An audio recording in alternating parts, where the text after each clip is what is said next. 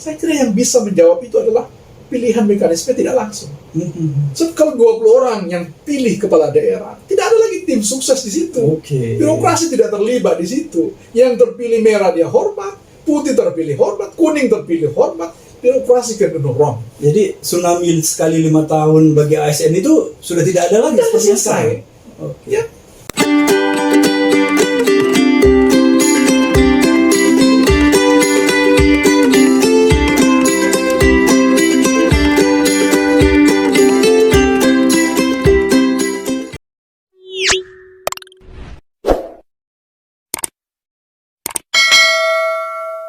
Assalamualaikum sahabat Manglayang semua, kembali lagi saya dengan Prof. Adam. Kali ini karena waktu penyelenggaraan Pilpres dan Pilkada sudah dekat, ini sangat menarik ya, karena keberhasilan suatu daerah akan sangat tergantung kepada pemimpinnya, yakni kepala daerah. Tapi kenyataannya sejauh ini menurut pandangan saya, partai politik itu belum berhasil menyaring atau melihat kompetensi calon kepala daerah. Kita bandingkan dengan yang ada di ASN. Kalau ASN itu untuk menduduki suatu jabatan itu ada namanya diklat jabatan, ada asesmen, ada lelang jabatan, lain sebagainya, sehingga kompetensi mereka terukur. Tapi ini tidak terjadi di ranah politik dalam pemilihan kepala daerah. Suara menjadi bagian terpenting dalam pelaksanaan pilkada ini. Bagaimana menurut pandangan Prof. Adam? Ya, kalau kita lihat kenyataan, faktanya yang menjual kandidat itu kan partai politik, ya kan? Tidak mungkin LSM. Secara sistem politik yang sudah diatur itu adalah partai politik. Maka kuncinya adalah partai politik yang bisa memproduk sumber daya untuk dijual ke publik. Nah, problemnya adalah partai itu satu di antara 3 problem besarnya itu adalah banyak terjadi kelangkaan sumber daya di dalam tubuh partai politik itu. Proses ngambil dari luar. Akhirnya, nah itu. Ya, jadi problem partai itu kan 3 yang paling penting kan. Satu problem ideologi, yang kadang-kadang susah dia pertahankan. Ya, bisa pindah-pindah. Betul. Di atas dia itu solid. Misalnya partai merah tidak bisa berteman dengan partai putih, tapi sampai ke level bawah dia cair dalam kontestasi pemilihan kepala daerah misalnya. Iya. Bahkan mereka sering bergabung ya. Jadi di atas ideologis, ya di bawah dia menjadi pragmatis begitu ya. Itu. Satu. Yang kedua, persoalan besar partai adalah soal keuangan. Partai itu nggak punya duit semacam partai-partai besar di Amerika Serikat. Karena itu yang dikutip itu adalah anggota-anggota yang terpilih. Nah, dari situ kan persoalan. Termasuk menteri nggak? Saya nggak tahu itu. Jadi persoalan dia ke konteks ya korupsi segala macam itu kan yang terjadi itu ya, bancakan-bancakan itu. Nah, yang ketiga adalah persoalan sumber daya tadi yang ditanyakan oleh Pak Ahmad itu. Nah, kalau dia gagal melakukan kaderisasi, maka terjadi kelangkaan sumber daya. Terus dari mana kelangkaan sumber daya itu perlu diisi? Dia pasti melirik pertama adalah pengusaha. Itu kan banyak duit. Apalagi dengan mekanisme yang liberal semacam ini, publik memilih, dia tinggal hitung siapa yang bisa memberikan modal besar. Makanya pengusaha menjadi laku dalam kontestasi sekarang ini. Kedua, pasti dia milih artis. Karena daya populisnya itu sangat tinggi kan. Apalagi daerah-daerah yang tingkat rasionalitas memilihnya rendah. Yang ada adalah hubungan-hubungan emosionalitas itu ya. Bagus dijual artis yang popularitasnya tinggi, itu akan menguntungkan bagi partai. Nah, yang ketiga itu dia pasti manggil birokrat seperti Pak Rahmat itu ya. Apakah itu birokrat sipil atau birokrat militer gitu ya. Nah, banyak lagu kan birokrat militer untuk level atas itu, untuk menemani dia gitu. Nah, itu saya kira karena terjadi kelangkaan sumber daya. Nah, sebenarnya kalau partai itu mampu melakukan kaderisasi dengan baik, dia akan ketemu di atas dengan bagus, Pak Son. Saya beri contoh dulu zaman Orde Baru. Kalau kita masuk ke partai, ya kan? Kalau kita masuk misalnya ke partai, misalnya kita seorang tentara, itu kan minimal dia pangkat kolonel. Atau kalau dia birokrat, minimal dia eselon 2 pensiun, dia masuk ke partai Golkar. Nah, saya ambil contoh Golkar. Dia masuk, ikut diklat kepimpinan 1, ikut diklat kader kepimpinan 2, ikut diklat kader kepimpinan 3 dan seterusnya sampai dia jadi anggota DPRD. Ini yang diklat di partai apa Di partai dulu, Oh, di partainya. Oh, luar biasa. Jadi kan dulu ada itu kepimpinan, diklat kepimpinan di partai gitu ya. 1, 2 dan seterusnya sampai dia jadi anggota DPRD, lalu dia bertarung menjadi kepala daerah. Oke. Ya. Nah kalau di ASN itu kan kita mulai dengan CPNS, Udah diklat. lalu kemudian ikut diklat PIM 4. Iya. Ya, setelah PNS kita diklat PIM 4, lalu ikut diklat PIM 3, diklat PIM 2, ikut diklat PIM 1, lalu Lemhanas, lem kari, lem botol, lem kastor, ya macam-macam kita ikut. Iya, lem-lem yang lainnya lah. Lempar apa itu, lem Korea segala macam. Iya, oke. Nah, tapi kan paling tidak dia jadi sekda eselon 2A gitu ya, di tingkat kabupaten, atau apa eselon 1A di tingkat provinsi. Oke. Nah, ketika dia ketemu dengan kader partai yang tadi saya cerita, dia ikut diklat kepimpinan 1, diklat kepimpinan 2 juga, ketemulah dia dengan sekda, dia jadi kepala daerah, ya, maka ketemulah Mike Tyson berhadapan dengan Holyfield, seimbang. Iya. Nah sekarang kalau kita bandingkan Pak Son, di birokrasi itu kan jelas sampai saat ini teratur. Dia dari CPNS, ikut diklat PIM 4, 3, 2, 1, Lemhanas semua. Tetapi ketemu di partai, kader partai itu loncat-loncat. Dia nggak ikut sebuah kaderisasi di dalam partai. Partai gagal melakukan kaderisasi. Tiba-tiba dia jadi kepala daerah, tidak ikut diklat kepimpinan 1, 2, 3, ketemu dengan sekda yang mengikuti satu jenjang karir yang bagus, maka ketemulah dia antara Mike Tyson berhadapan dengan Elias Pikal, Pak. Iya. Sehingga tidak seimbang.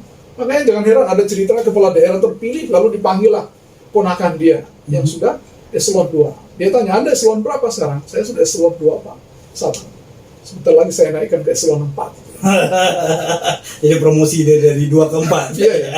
Ini kan cerita lucu, tapi kan menarik kita untuk mengamati bagaimana kepemimpinan di birokrasi dengan kepemimpinan di partai politik itu tidak melaju dengan seimbang, sebagaimana kasus di dalam Orde Baru itu. Ya. Oke, jadi saya menangkapnya begini. Di saat calon terpilih dari partai menduduki suatu jabatan, dan di saat dia masuk ke dunia kerja di pemerintah daerah, terjadi gap skill termasuk pengetahuan segala macamnya dengan pemerintah sekretaris daerah dan perangkatnya ke bawah. Karena di partai ini tidak ada pengkaderan yang benar-benar bisa meningkatkan kompetensinya supaya seimbang, kan begitu, Prof? Iya. Nah, menurut Prof, untuk zaman saat ini, apa yang harus dilakukan partai supaya ini yang berbeda tadi bisa menjadi sama, gapnya menjadi hilang? Apa yang harus dilakukan? Ya, partai itu mesti melakukan kaderisasi. Saya katakan tadi, kalau kita kan punya bantuan partai, itu kan, undang-undang itu kan menyiapkan bantuan untuk partai politik. Salah satu guna atau fungsi dari bantuan partai itu untuk melakukan pendidikan internal itu.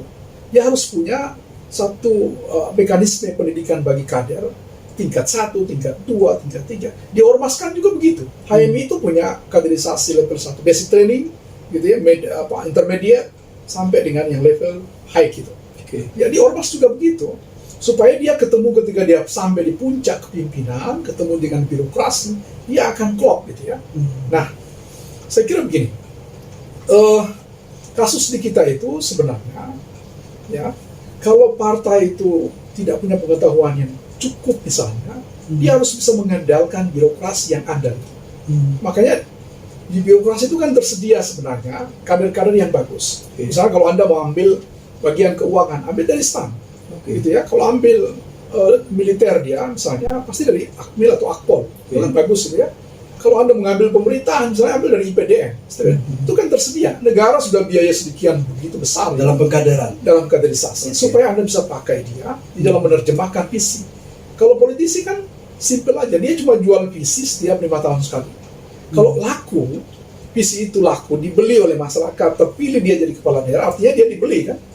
Dia dibeli lewat pemilihan. Nah, siapa yang menerjemahkan visi politisi itu? Ya birokrasi, gitu ya. Sampai jadi detail di dalam sistem perencanaan, sampai dia jadi program dan kegiatan. Kalau birokrasi gagal menerjemahkan visinya, maka dia akan lakukan mutasi. Dia akan lakukan promosi yang lain, dia akan lakukan demosi. Itu adalah konsekuensi. Ini tugas birokrasi itu menerjemahkan visi si politisi itu. Makanya kalau lihat, kenapa sih orang tanya ke saya, kenapa sih jadi politisi syaratnya cukup SMA atau sederajat? Kenapa menjadi kepala dinas minimal S2? Karena memang tadi birokrasi itu disiapkan supaya dia bisa mengkonkretkan visi yang dijual oleh politisi itu. Ibu siapa namanya ya? Mantan Menteri Kelautan ya, Ibu Susi. Bu Susi. Ibu Susi kan tidak butuh sekolah tinggi-tinggi, dia punya visi, punya gagasan. Pak Jokowi kan tidak tinggi-tinggi sekolahnya, hanya S1 insinyur ya kehutanan. Tapi visi besar dia itu harus terjemahkan oleh birokrasi, profesor, doktor semua, ya dirjen-dirjen semua, menteri-menteri itu harus bisa menerjemahkan itu. Berarti kalau saya jabarkan, yang terpenting bagi parpol itu bagaimana membangun kadernya supaya mempunyai visi yang kuat jauh ke depan. Betul. Ya, berarti. Bagaimana bangsa ini dibawa untuk 5, 10, 20 tahun ke depan itu bergantung pada politisi. Makanya dia diharapkan menjadi negarawan. Ya, bisa melihat jangka panjang. Kalau manajer seperti kita ini kan menyelesaikan persoalan day to day. Ya kan, manajerial itu ya. Operasi-operasi lapangan, menyelesaikannya cepat begitu. Kalau visinya bagaimana mengembalikan biaya kampanye gimana tuh? Nah, itu persoalan pada mekanisme itu. Ini menarik. Ini menarik pertanyaan Pak Sony. Iya. Kalau saya dari dulu selalu mikir, kita ini persoalannya cuma persoalan mekanisme. Kita nggak usah perdebatkan lagi sistem politik kita apa. Karena konstitusi itu sudah jelas. Konstitusi itu jelas di dalam pasal 2, pasal 5, pasal 7, pasal 9, pasal 18 apalagi. Itu kan ciri-cirinya menunjukkan sistem politik kita adalah sistem politik demokrasi, Pak Sony. Yang kita selalu perdebatkan adalah mekanisme apa di dalam sistem politik demokrasi itu yang kita akan pilih. Apakah dalam persoalan pilkada itu mau langsung atau tidak langsung? Apakah dalam pemilihan legislatif itu proporsional terbuka atau tertutup? Kalau pilpres kan sudah jelas-jelas. Pasal 56 sudah mengatakan konstitusi dia dipilih secara langsung. Tetapi untuk pilkada kan pasal 18 ayat 4 hanya mengatakan bahwa gubernur, bupati, wali kota dipilih secara demokratis. Maka mekanismenya cuma 2. Sekarang pertanyaannya adalah mekanisme mana yang bisa kita pilih untuk menurunkan persoalan-persoalan yang kita hadapi. Apa sih persoalan yang kita hadapi? Satu yang selalu itu soal korupsi. Yang disebut tadi money politics ya. Ya no freelance itu. Ada makan siang gratis. Nah, kemudian persoalan high cost begitu tinggi, money politics, kemudian korupsi. Itu kan? Nah, saya kira pilihannya cuma mengembalikan dia ke dalam mekanisme tidak langsung. Itu saja sebenarnya. Bahwa pertanyaan orang begini ke saya, apakah dengan mengubah mekanisme korupsi, money politik akan hilang? Tidak akan hilang, tetapi bisa dikendalikan. Sebab yang kita pilih manusia bukan malaikat. Begitu kita buat arena semacam ini, akan ada demand, akan ada supply, akan terjadi transaksi. Tetapi kalau 20 orang anggota DPRD milih 2 orang kepala daerah dan wakil, itu jauh lebih bisa dikontrol transaksi keuangan oleh PPATK ketimbang 200.000 orang di lapangan. Siapa yang bisa kontrol? Apalagi dia udah menyiapkan spanduk, kami siap menerima serangan pajak. Luar biasa ya. Sering kita temukan. Masyarakat sudah pragmatis itu. Jadi saya pikir bukan itu pertanyaannya. Pertanyaannya adalah mekanisme apa yang lebih bisa mengendalikan itu. Misalnya sekarang, kalau kita anggap bahwa birokrasi itu mengalami politisasi dengan mekanisme pilkada langsung, saya kira yang bisa menjawab itu adalah pilihan mekanisme tidak langsung. So, kalau 20 orang yang pilih kepala daerah, tidak ada lagi tim sukses di situ. Birokrasi tidak terlibat di situ. Yang terpilih merah dia hormat, putih terpilih hormat, kuning terpilih hormat. Birokrasi can do no wrong. Jadi tsunami sekali 5 tahun bagi ASN itu sudah tidak ada lagi. Sudah selesai. Ya, 30 menit terpilih padi kapas terpilih padi, besok dia masuk kantor dengan happy, ya, dengan bahagia. Dari pertama pelaksanaan pilkada langsung 2006 ya, 2005 sampai sekarang itu kan kalau dihitung-hitung katanya udah sampai 445 kepala daerah yang terjerat kasus hukum dan sebagian sudah ingkrah dihukum bersalah. Nah, menurut analisa Prof ini ada kaitannya yang angka 445 ini dari 514 kabupaten kota 34 provinsi ini yang persentase luar biasa, ada keterkaitan enggak dengan pilkada langsung? Pasti ya. Pasti. Yang tadi dibicarakan oleh Pak Son tadi ya. Makanya saya menjawab tadi perubahannya cuma di mekanisme saja ya, supaya simpel.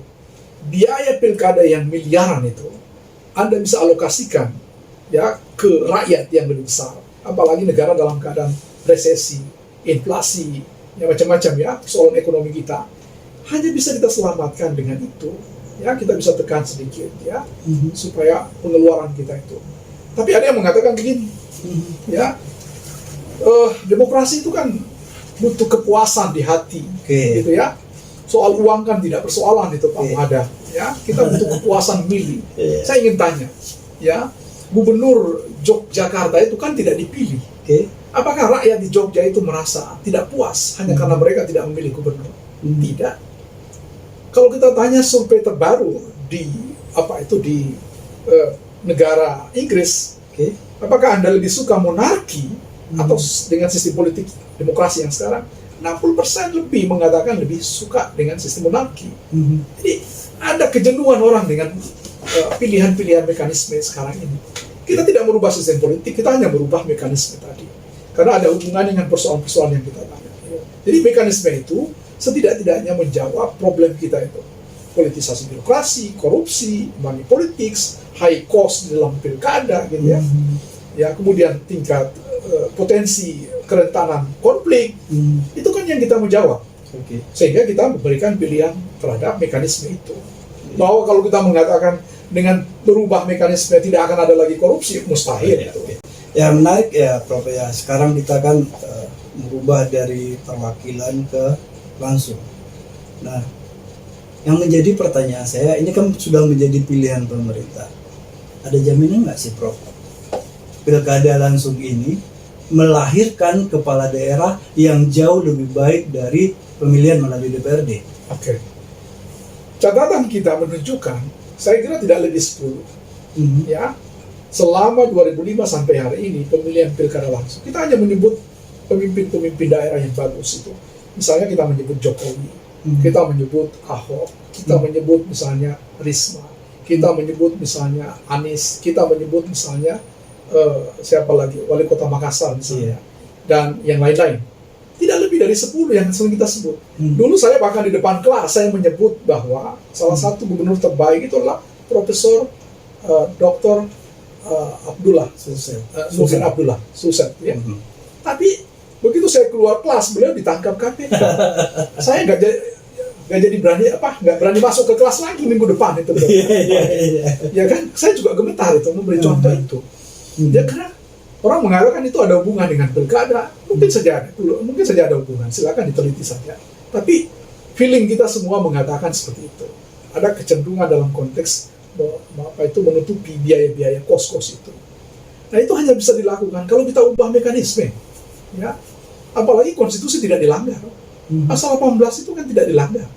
Kita hanya bisa menerjemahkan itu pasal 18 ayat 4 itu ke dalam undang-undang. Apalagi norm fundamental norm istilah dalam hukum itu ya, fundamental norma kita itu ya state fundamental norm itu ya istilahnya itu kan Pancasila. Sila keempat itu kan mengatakan dengan jelas kerakyatan yang dipimpin oleh hikmah kebijaksanaan dalam permusyawaratan perwakilan dan presentasi of government di situ. Kenapa kita semakin menjauhi itu? Gitu ya. Kalau partai penguasa mengatakan bahwa itu kan tidak menguntungkan kami yang menguasai. Coba kemarin pilkada dilakukan secara tidak langsung di DKI Jakarta. Saya kira partai penguasa menang di situ. Ya menarik ya, kita lihat juga di DKI misal contohnya itu kan selain Jogja, DKI itu kan di tingkat kota kepala daerah juga tidak dipilih. Tapi sampai saat ini setahu saya belum ada kepala daerah wali kota di Jakarta yang terjerat kasus hukum dan ditangkap OTT sama KPK. Benar kan Prof? Ya, saya respon positif itu perbincangan Pak Rahmat Holison di satu kesempatan soal itu ya. Saya setuju. Ya, kalau kita ingin seperti itu, cuma kita harus ubah itu ya. Status daerah otonom ke status administrasi, sehingga seluruh kepala wilayah administrasi itu kita angkat ya, tidak sebagai daerah otonom gitu ya. Itu aja sebenarnya. Kesimpulannya Prof dari percakapan kita. Kembali lagi tadi ya, kalau kita ingin persoalan-persoalan korupsi, persoalan money politik, persoalan netralitas pegawai Itu 3 hal saya kira. Dan yang keempat adalah efisiensi di dalam politik pilkada itu. Tidak ada cara lain menurut saya kecuali kita ubah mekanisme. Ada yang mengatakan kemarin, bukankah kita setback lagi Pak Muhammad? Loh, dalam konteks implementasi otonomi daerah kita tidak akan berubah-berubah dari dekonsentrasi, desentralisasi, sentralistik, ya. Tidak ada yang mundur. Tidak ada yang mundur. Demokrasi dulu demokrasi liberal, lalu demokrasi terpimpin, demokrasi Pancasila, lalu demokrasi liberal lagi. Jadi tidak ada setback. Ini cuma pilihan-pilihan mekanisme di dalam suasana kebatinan yang berbeda. Itu tren biasanya terjadi seperti itu. Macam yang tadi saya contohkan. Hari ini misalnya di Inggris orang lebih suka dengan sistem monarki daripada demokrasi. Jadi bukan setback dia, tetapi ada titik jenuh di mana mekanisme itu mengalami kegagalan pada titik tertentu sehingga orang perlu pilihan lain. Ya, besok lusa orang monarki tiba-tiba raja zolim, orang kemudian pilih lagi ke dalam sistem demokrasi sebagai antitesis dari itu. Itu hal biasa saja. Ya. Para sahabat sekalian, dalam kesimpulan buku saya yang beberapa tahun lalu saya tulis, saya mengatakan sebaiknya kembalikan pemilihannya kepala daerah ini ke DPRD. Dan itu jelas-jelas sekali saya tulis dalam buku saya itu, termasuk yang disampaikan oleh Prof. Dias, Prof. Jo, dan lain sebagainya, bahwa pada saat ini yang terbaik untuk kita adalah kembali kepada pemilihan melalui DPRD. Kalau saya tanya Prof terakhir, Prof pilih pilkada langsung atau DPRD? Dipilih oleh DPRD. Oke. Terima kasih sahabat Manglayang semua. Semoga pencerahan hari ini dari Prof Adam bermanfaat untuk kita semua. Salam sukses sahabat Manglayang. Assalamualaikum warahmatullahi wabarakatuh. Waalaikumsalam warahmatullahi wabarakatuh. Terima kasih.